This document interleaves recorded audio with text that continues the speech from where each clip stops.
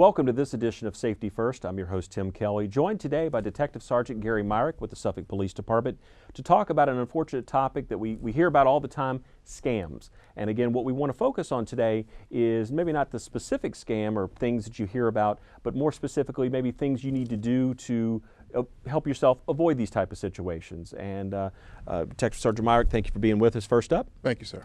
And let's talk about scams. I mean, certainly since the advent of the internet, we hear more and more about things where someone went to a bad website or got that email, or even old traditional way, you get a phone call.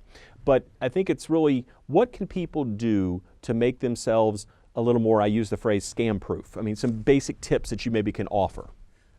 When you receive a notification, whether it's email or in writing or a phone call from someone unknown to you, the best mechanism of safety is to be skeptical. Ask questions. If you were not expecting that contact or the results of you clicking on an email, ask yourself, is this what I really wanted, or is this something I'm familiar with?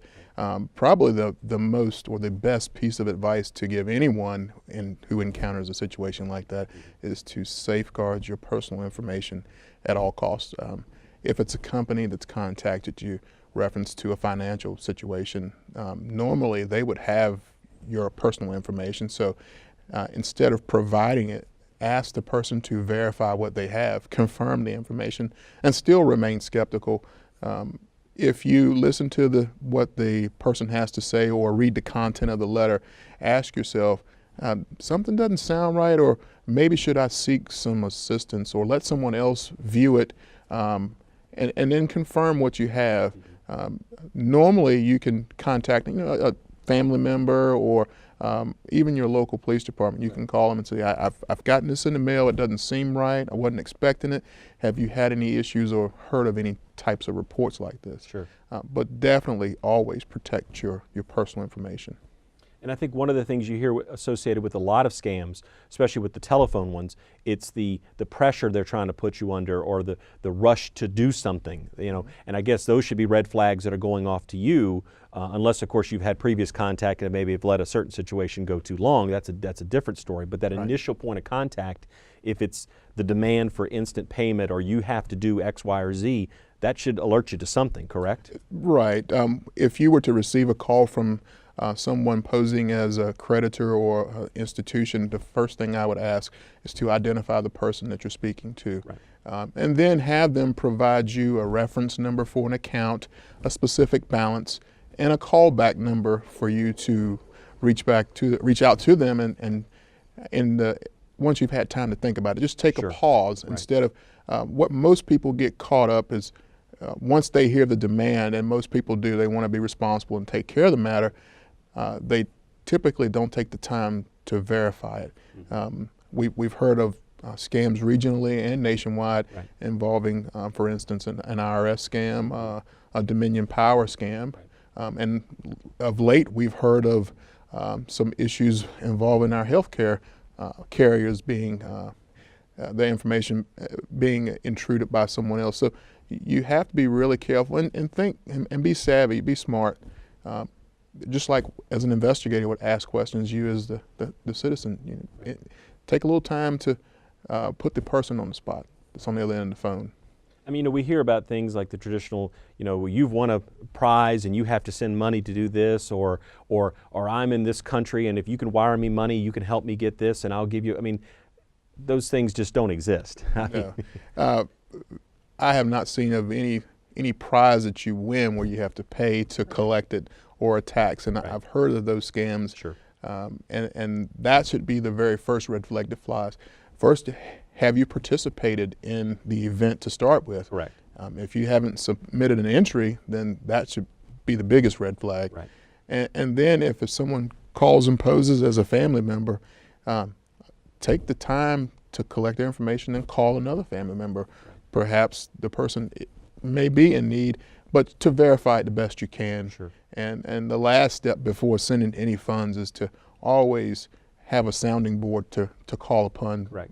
To make sure that, sometimes we see and hear things, they sound good, right, they make you feel good, but they're not true. Correct. And again, it's sort of that adage of it's too good to be true, it traditionally is. Probably not. Yeah.